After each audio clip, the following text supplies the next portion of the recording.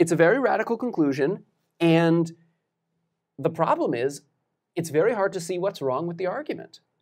The argument seems like a good one, and it has seemed that way to everyone who read this paper since 1972. Today we're talking about an absolutely revolutionary paper published by a philosopher named Peter Singer in 1972. The name of the paper is Famine, Affluence, and Morality. And the basic idea is that the moral stance that you have, your attitude towards your moral obligations, and the things that you may or may not do in your life, and the attitude that all of your friends and all of your relatives have, the general moral outlook that everyone around you has, is deeply and profoundly wrong. And the crazy thing about this paper is that, on the surface at least, it's very persuasive. Singer seems to be right. It seems to be, once you go through the argument that he lays out, it seems to be that we need to completely rework our entire society. And more specifically, forget about society for a minute, you need to completely rework your life if your life is going to be a moral one. And sort of what makes the paper so radical is that I can say all of these things, that the thesis of the paper is that you need to completely rework your life without knowing anything about you. I know virtually nothing about your life and your moral outlook and your values and the kinds of things that you do on a day-to-day basis. I can basically make some assumptions about my audience, general assumptions. You live in a broadly capitalistic society, let's assume. There are government regulations and that sort of thing. And you live sometime in the beginning-ish of the 21st century. That's basically enough. If that's true of you, then Singer thinks that your whole life needs to be reworked if you're going to live in a morally acceptable way. Okay, if we're going to understand this argument, then we need one distinction to start out. This is a technical distinction, but there's really only one technical term. Here you go. We're talking about the distinction between the supererogatory and the obligatory. Imagine this. You're getting together with a group of friends or coworkers or something like that, and you decide, you know what, this is a pretty early gathering. It's a pretty early meeting. And so wouldn't it be nice if I went and got everyone some coffee and danishes? Because some people are going to be rushing out of their house and they're not going to have time to eat breakfast. And so when everyone shows up, surprise, surprise, there is some coffee and donuts and treats or whatever that you brought for everyone and you paid for. And you're just giving it to them and you say, hey guys, I brought these for you. I want you to have them. That act, that action is supererogatory. It's extra. It's super. You didn't have to do it, but it was a really nice thing to do. It was an extra thing that you did, and it was a good thing to do. It was not obligatory. Something is obligatory if you have to do it, right? So if someone is assigned in the group to bring coffee and breakfast to every early morning meeting, and you signed up, you promised, you committed to bringing coffee and breakfast on that day, well then bringing coffee and breakfast is obligatory. And of course it would be nice if everyone thanked you for bringing those things, even if you agreed or promised to do it. It wasn't extra, it was something you had to do. You had committed to it. You were obliged to do it. One more example just to bring out this distinction. And this example may date this video. It may give you a sense of when I'm making this video. But anyway, at the time of the recording of this video, there's something going on in supermarkets where when you check out in the supermarket and you're paying for your groceries or whatever, there's some of the payment is obligatory, right? You have to pay for the things that you are buying. But then there's this extra payment. They say when you're checking out, they're like, would you like to donate $1 to, and then they name some charity. Would you like to add $1 to your bill here at the supermarket? That additional payment, that's extra. You don't have to do it. It's up to you. It's supererogatory. If you do it, it's good. That's a nice thing that you did, right? But you didn't have to. Supererogatory. That's what that word means. Okay, here's the claim of this paper. The claim is that there are these organizations that exist in the world now in 1972, says Singer, right? And these organizations like Oxfam, right, and UNICEF, these are organizations that take money from people who live in relatively wealthy places on the planet, and they take that money and they use it to do amazing things for people who are suffering under things like famines, right? If there's a famine in some place in the world, there's not enough food, and people are literally starving to death. They are dying because they don't have enough food. So, someone donates a little bit of money, and these organizations take that money, and a very high percentage of that money, with a great deal of efficiency, gets transported to this other place on the planet where there's a famine, and literal people's lives are saved. Normally, we, you and I, and all of your relatives, and all of your friends, everyone in our society, in our broader society, we think of these sorts of acts, giving charity in this way, giving money to Oxfam or UNICEF or whatever, we think of these things as supererogatory. Giving to charity is supererogatory. It's nice, it's good, but you don't have to do it. If on any given occasion you don't do it, you're not a bad person. It's not like you failed to live up to some obligation that you had. Singer says, no. Here's an argument that proves, Singer thinks, that giving to charity, giving extra money to famine relief, if you're affluent, if you have extra money, is something that you must do. You must do it in the same way that you must not murder, or you must catch someone if they're falling and you can just reach out your arms and catch them and save them. You must do it. That's the thesis. Okay, so Singer has an argument for this thesis, an argument for this conclusion, but we're going to get to the argument in 1 minute. First, let's just skip to the end of the paper and see his statement of that conclusion. Here's what he says. Here's what Singer says. Because giving money is regarded as an act of charity, it is not thought that there is anything wrong with not giving. The charitable man, or if we want, because this was written in 1972, we can say the charitable person.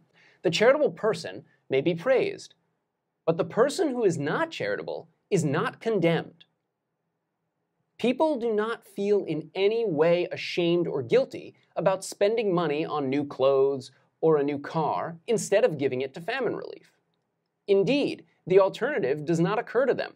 What's the alternative? The alternative is not getting those new clothes and not getting that new car, and instead taking that money that you would have spent on new clothes and just, well, wearing your old clothes and taking that money and giving it to an organization that will help people, that will save people who are dying of famine, right? That possibility, the possibility of not spending money on luxuries, does not occur to most people or to virtually anyone.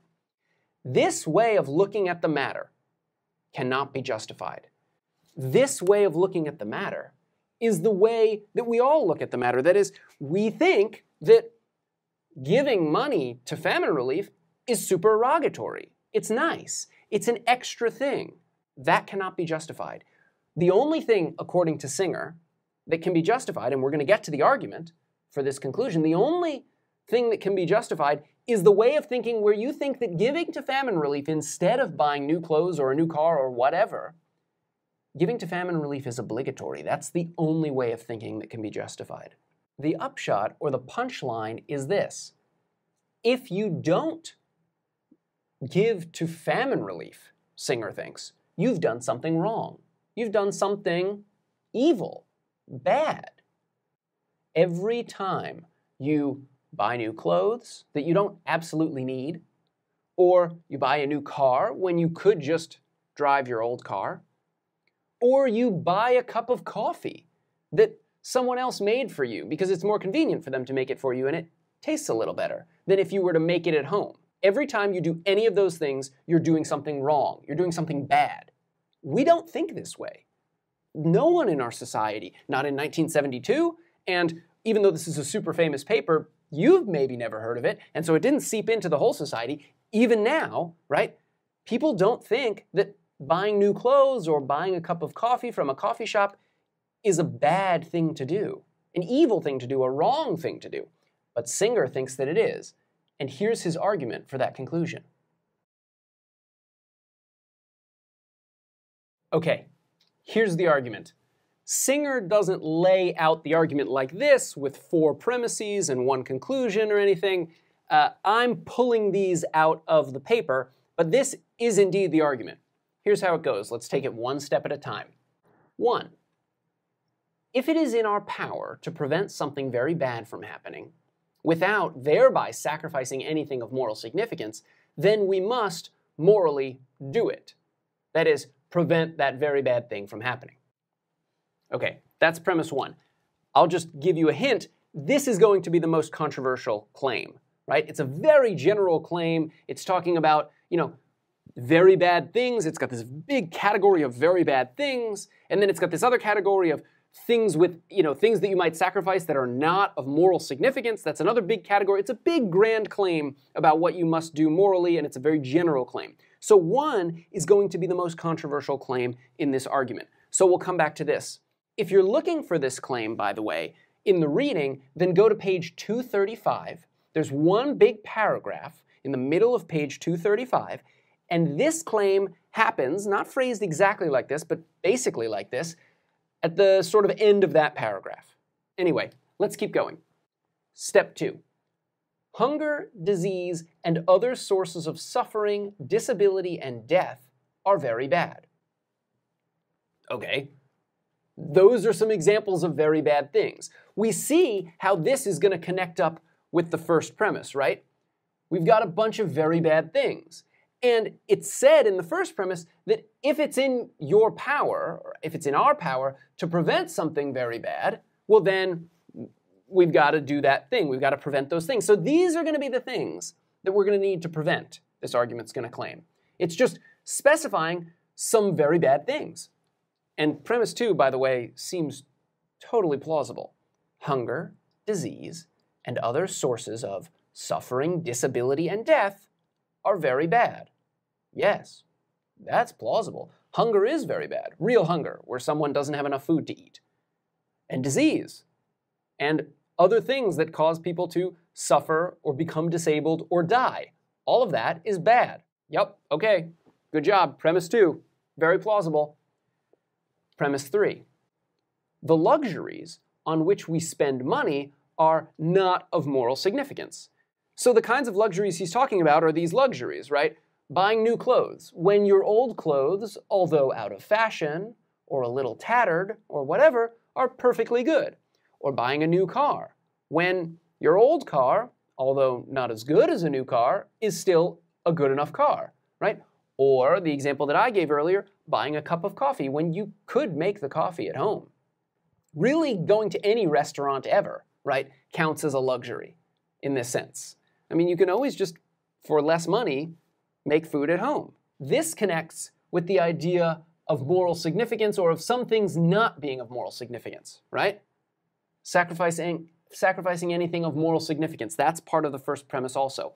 So premise 3 is specifying the kinds of things that aren't of moral significance. And once we understand what Singer means by luxuries, he's right. These things are not of moral significance. They're not a big deal. If you go without them, you're not really worse off. 4. By donating money to relief agencies like Oxfam, we could prevent hunger, disease, and other sources of suffering, disability, and death.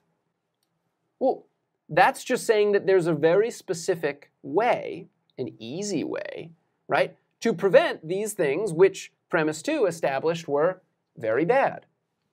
Premise 4, is it true? By donating money to relief agencies like Oxfam, we could prevent hunger, disease, and other sources of suffering, disability, and death. Yes, premise 4 is true. This is true. These organizations do this. You can give them the money, and then they will prevent these things. This, premise 4, is just an empirical claim. It's just a claim about whether these organizations actually do the thing that they say they're going to do, and the answer is yes, they do it. Okay, and then here's the conclusion, and we've already reached this conclusion. We've already talked through this conclusion. Therefore, we must, where is it? Must. We are obligated. It's not supererogatory. It's not extra. This is something you have to do. And so the conclusion gets us something you have to do. We must morally donate the money that we spend on luxuries to relief agencies. and we don't get to spend them on luxuries. This is the argument.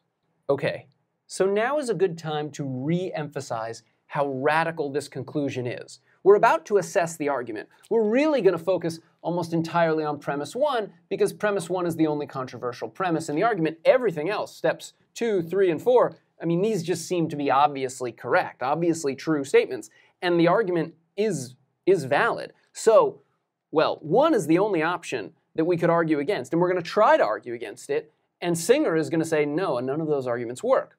Okay, but focusing again on the conclusion for a minute before we get back to premise 1, this is pretty radical. No one thinks that we have a moral obligation. None of your friends, none of your family think that you must not buy a cup of coffee. You must not buy a new car. You must not buy new clothes. Instead, you must take all of that money and donate it to some organization like Oxfam, one of these relief agencies. No one lives their life like this, or very few people. Peter Singer, by the way, he's still alive. I met him, right? We had dinner once. He gave a talk, and then anyway, I know him. I know celebrities. Peter Singer, who's still alive, kind of lives his life like this. He donates a very significant, non-trivial portion of his income, which is not enormous, it's not an enormous income, to relief agencies. He does this. He does not live a luxurious life, not a life that we would normally call luxurious. Okay, so there's 1. And then maybe there's, I don't know, a few of his friends who he convinced. But most people don't live their life like this.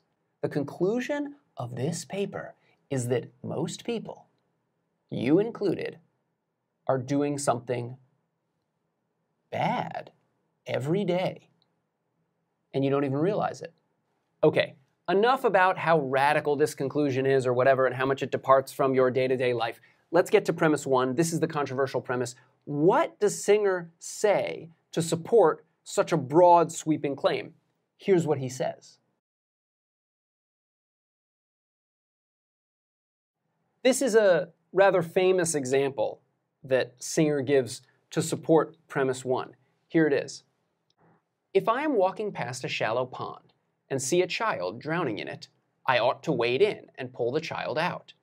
This will mean getting my clothes muddy, but this is insignificant, while the death of the child would presumably be a very bad thing. Okay, got the example, right? There's a shallow pond or a fountain. When I teach this class on campus, every college campus, including the one where I work in North Carolina, every college campus has like a fountain somewhere, right? There's a fountain there. A small child is drowning in the fountain and will die. You are walking by. You can easily step in and save the child.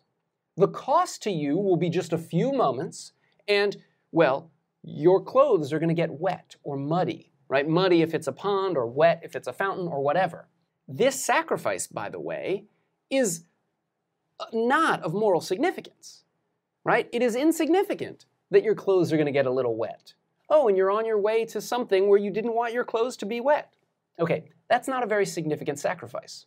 But the death of the child, the drowning death of the child, in almost all circumstances, would be a very bad thing. Well, the thought is, go from this example, if you agree with what Singer says about this example, and I suggest, of course, that you do. If someone just showed up at a meeting and said, hey, there's this kid drowning, but I didn't want to have wet clothes for this gathering, so I just let the kid drown and die. You would be horrified. You would think that this person was evil, that they had done an evil thing. You would not let your friends or family associate with this kind of person. Well, if you agree with Singer about this specific case, then Singer says we should be able to abstract from this case to a more general principle, and you should hold this more general principle, and the more general principle is premise 1 of the argument. The idea is that, well, a child drowning in a pond, that's a very bad thing, but it's not bad because it has to do with water or children. You know, an adult drowning and dying is also a bad thing. or even an adult dying by some other means is a bad thing, right? What's relevant here is not that it's a child or that it's a water-involving death. It's that this is a easily preventable death. The death is a bad thing. And the fact that your clothes would get muddy, that's a morally insignificant thing. But the fact that it's your clothes and it's mud, that doesn't matter if it's something else that you have to sacrifice. If, for example, instead of your clothes getting wet or muddy, your car is going to get dirty. Or you're going to lose your shoelaces. The shoelaces will be gone forever. You'll have to sacrifice your shoelaces. And you'll have to get whole new shoelaces, and that'll be kind of a pain in the butt. The point is this.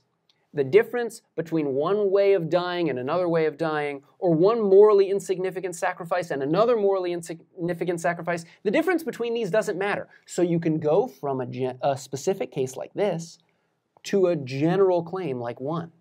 And the thought is, if you agree with Singer about this specific case, then you have to accept premise one of the argument. Okay, so there are two ways in which you might think you can't go from this example to this premise. Or another way to put this point is you might think that there are two big differences between this shallow pond example and the example of giving up your luxuries, the luxuries in your life, a new car, a cup of coffee, that sort of thing, a massage. There's a difference between this example and giving up those things to save someone from a famine. There's two ways in which there might be a relevant difference. These are the two relevant differences that Singer considers and responds to. Here they are. Okay, here's the first potentially relevant difference. Proximity. In the shallow pond example, you're right next to the child. You're very close to this child. Whereas in your day-to-day life, you are not right next to, you're not near the people who are dying of famine or of whatever other very terrible things that organizations like Oxfam fight against.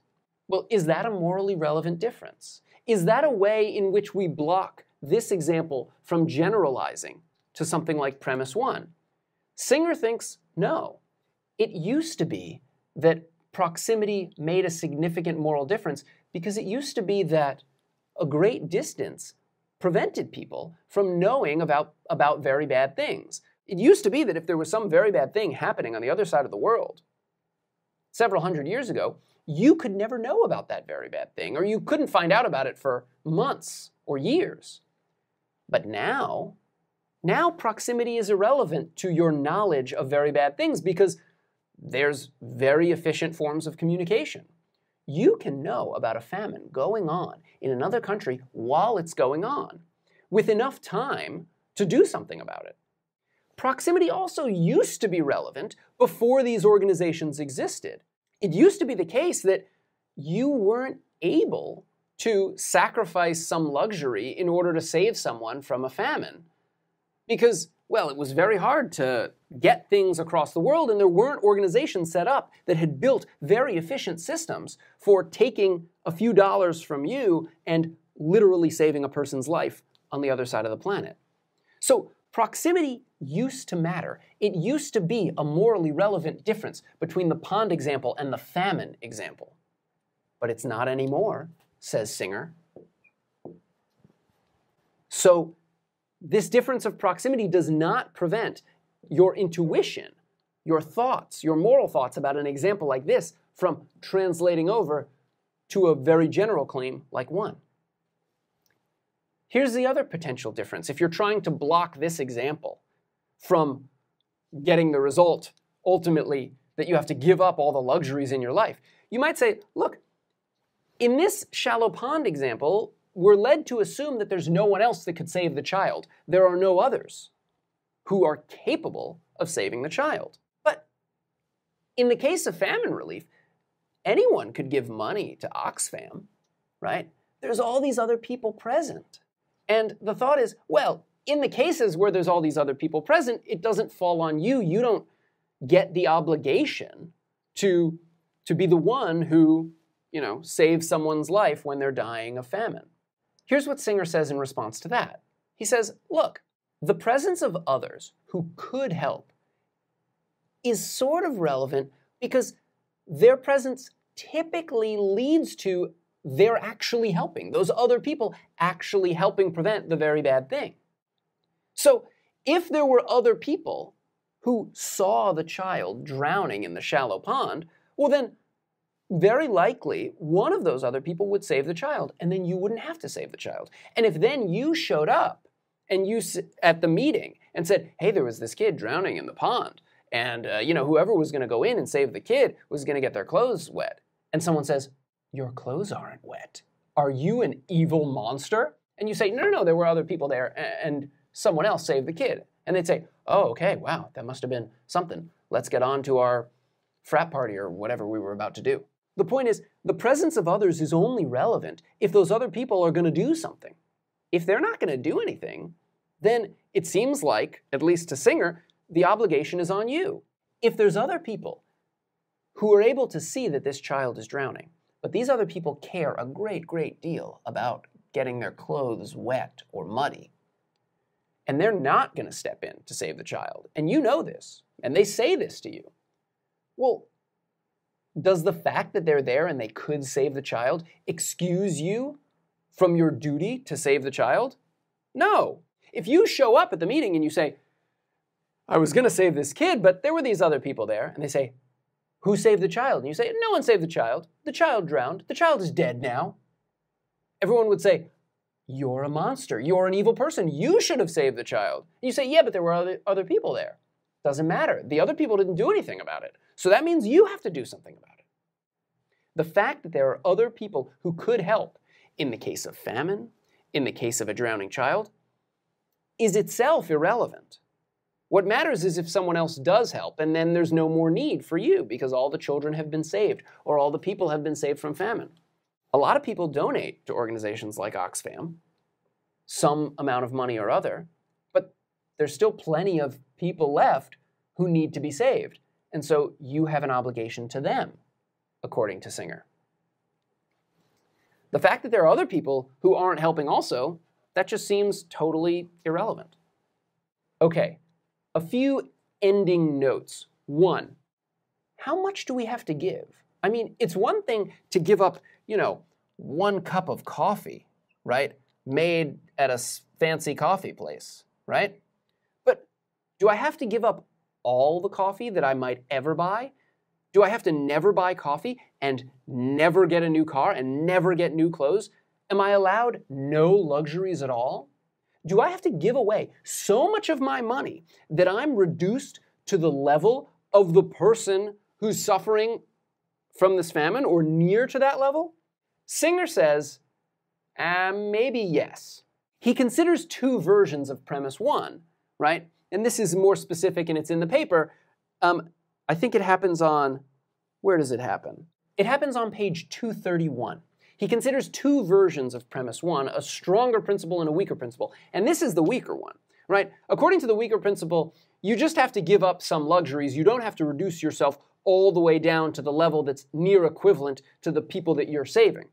But according to the stronger principle, you do. And Singer actually thinks this argument basically works for the stronger principle. You have to give up a lot. Here's an objection, an additional objection that Singer considers. He considers this on pages 236, 237, 238, if you're looking in the text. This is just too demanding.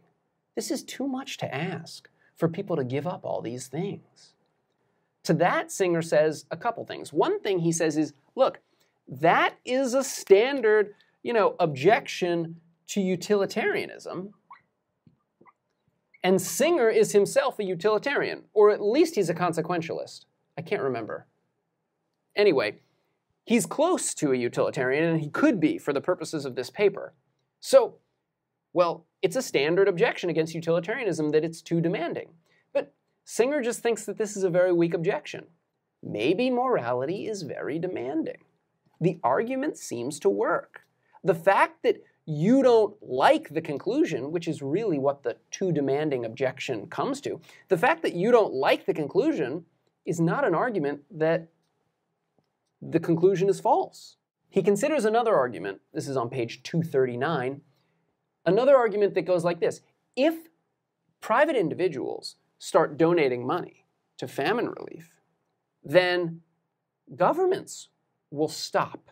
And if governments stop donating money because the private individuals have got it taken care of, well, then very bad things will result. There won't be enough money because the governments are the real source of the money or whatever. Singer responds to this. Part of his response is to just say, don't worry about it. Not that many people are going to start giving. It's not going to prevent governments from donating money. Governments don't give that much money to begin with. And if you give every dollar that you have, that's not enough to affect how much governments give. You're not going to solve this problem on your own. And if your only objection is, hey, if I give all my money, I'll totally solve the problem, that's just a weak objection. Yes, you'll totally solve the problem. Good, solve it. The last objection that Singer considers, this happens on page 240 in the reading, is the thought that, well, look, if you donate all this money to famine relief, it's just famine relief. It's going to help these people. It's going to save their lives, sure, but there'll be another famine in a few years from now. Maybe in that place, maybe in a different place. You're just postponing these famines. Singer says, no, you're not. Those famines are going to happen one way or another. And if you donate the money to help people who are dying of this famine today, and when he wrote this paper in 1972, there was a specific famine that he was talking about.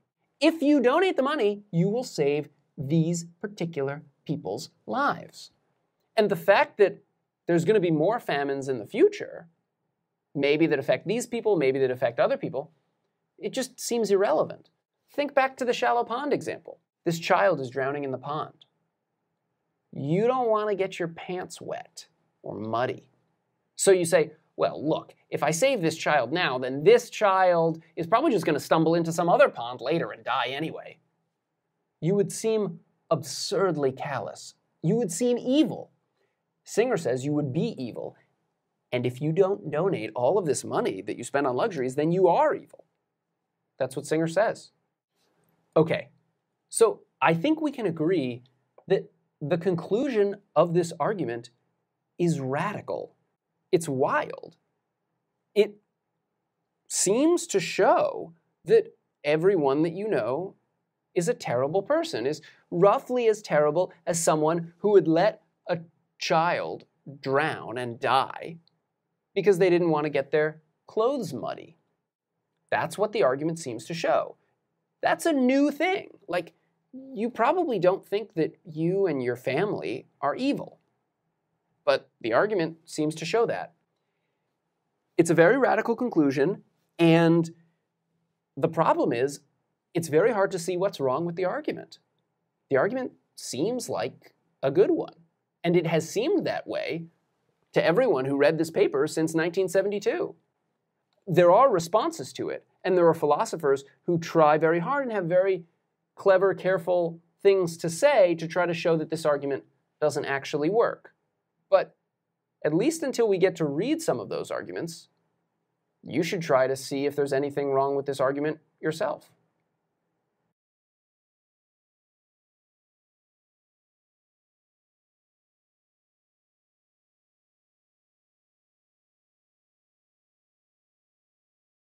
Peter Singer, by the way, he's still alive. I met him, right? We had dinner once. He gave a talk, and then anyway, I know him. I know celebrities.